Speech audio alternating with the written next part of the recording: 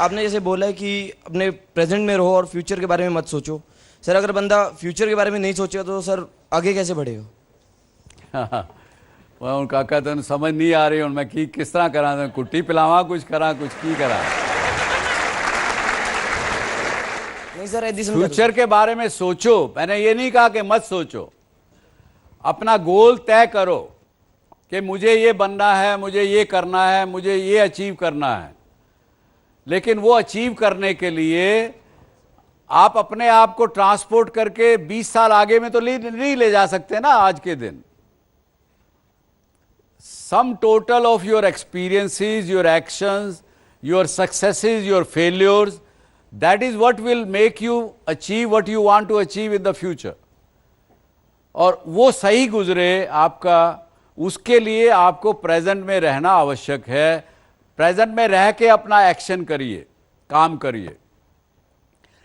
अब अगर मुझे ये पता है कि मुझे वहां पहुंचना है और यहां पे मैं देखूं या तो खाई मैं इसको कदम को आगे बढ़ाऊं ही नहीं तो वहां कैसे पहुंचूंगा। और अगर मैंने ये कदम अपना ठीक नहीं रखा, ऊंची नीची अगर जमीन है, यहाँ चैलेंजेस हैं, यहाँ मैं कहीं ना कहीं उखड़ूंगा, गिर जाऊंगा। वो गोल का क्या हुआ, वहां तो पहुंच ही नहीं पाऊंगा, टांग तोड़ा के हॉस्पिटल में बैठा हूंगा। सो इसलिए कहा गया कि ये जब कदम आप एक एक कदम उठा के उस गोल तक पहुंचेंगे, लेकिन जो आप कदम उठा रहे हो उस वक्त उसके बारे में सोचते हुए अपना कदम आगे, कदम दर कदम आगे रखिए, गोल पे पहुंच जाएंगे। बीच में ट्रिप नहीं होंगे, गिरेंगे नहीं, चोट नहीं लगेगी, आपके साथ एक्सीडेंट नहीं होंगे, हादसे नहीं होंगे, गलत निर्णय नहीं करोगे। इसके लिए कहा कि प्रेजेंट में रहिए। I wanted to ask of what kind a person should be, emotional or practical. I know at times we should go with the flow, like or like we should behave according to the situation. But what if we have to choose among these two, emotional or practical? देखिए, emotions के बिना इंसान machine बन जाएगा। Emotions को ज़रूर साथ में रखना चाहिए, अपने एक्शंस के साथ ज़रूर रखिए, लेकिन इमोशंस को हावी मत होने दीजिए। देखिए, मैंने पहले कहा कि आपको लक्ष्य तय करना है। लक्ष्य तय करके चलेंगे तो लाइफ में वहाँ तक पहुँचेंगे, प्रेजेंट में रहते रहते। लेकिन साथ में देखिए, अगर मान लीजिए आपने कहीं म्यूज़िक का कोई देखा है, ऑर्केस्ट्रा वगैरह चलते हुए, लोगों को म्यूज़िक क्रिएट करते हुए स्टेज पर, और वो म्यूजिशियन आगे सब यहाँ बैठे होते हैं, सब काम कर रहे होते हैं, और उसका कंडक्टर जो है वो सब ऐसे ऐसे कर रहा होता है, लाइक दैट। वो क्यों करता है? ताकि सबको अपने लक्ष्य के प्रति जागरूक रखे, क्या चीज़ किस समय करनी है उसको करे। अगर इंसान अपना बिना लक्ष्य के चलेगा तो ये बिना कंडक्टर का म्यूजिक बैंड होगा जो कुछ का कुछ बजाते कुछ भी बजा जाएंगे। संगीत में जिंदगी होना, उसकी लय एक बनना, उसका आनंद लेते हुए आगे बढ़ना, ये बहुत ज़रूरी है कामयाबी के लिए। कामयाबी के मैंने पिछले शो में मैंने कहा था कि 9 कमांडमेंट्स हैं, उसमें से एक ये भी है कि अपना प्रॉपर रेस्ट करो, अपने माइंड को प्रॉपर रेस्ट भी दो, रिक्रिएट भी करो, उसको रिक्रिएशन भी दो, और रिफ्लेक्शन भी करो। रिफ्लेक्शन आप कैसे करना जाते हैं वो आपकी मर्जी है। कोई मेडिटेशन से करता है, कोई किसी मेंटर के पास जाके करता है, कोई अपने आप सोच के करता है, वो आपके अपने ऊपर है।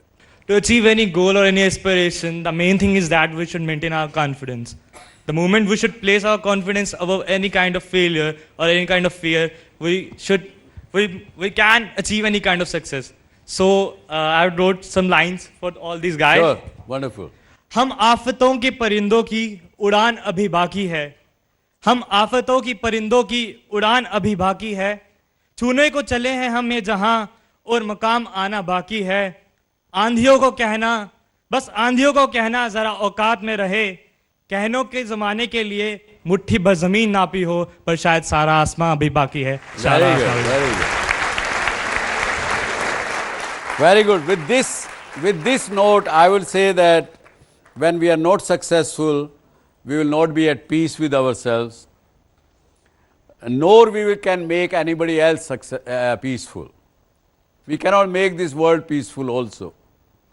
If we are not successful, we are not at peace with ourselves, nor we can make anybody else peaceful or happy.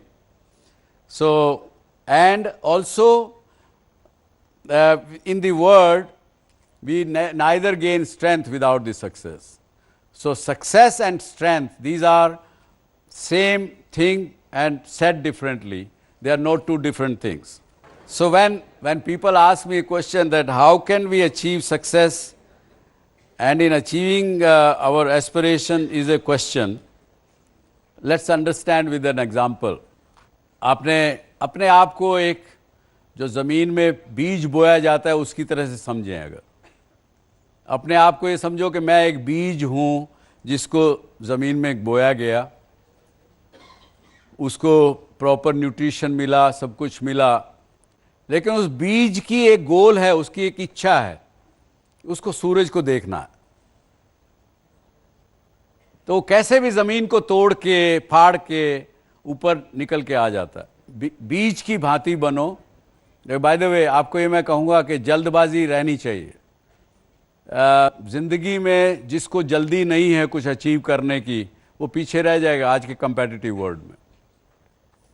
लेकिन मोबाइल फ़ोन की जो अच्छाइयाँ हैं उनको लो, उसकी जो बुराई है जो आपको डिस्ट्रैक्ट करते रहता है हर वक्त, उसको छोड़ दो।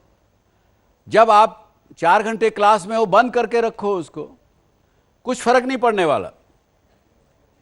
आपके जो दोस्त, फ्रेंड्स, पेरेंट्स फ़ोन करते हैं, दे कैन वेट।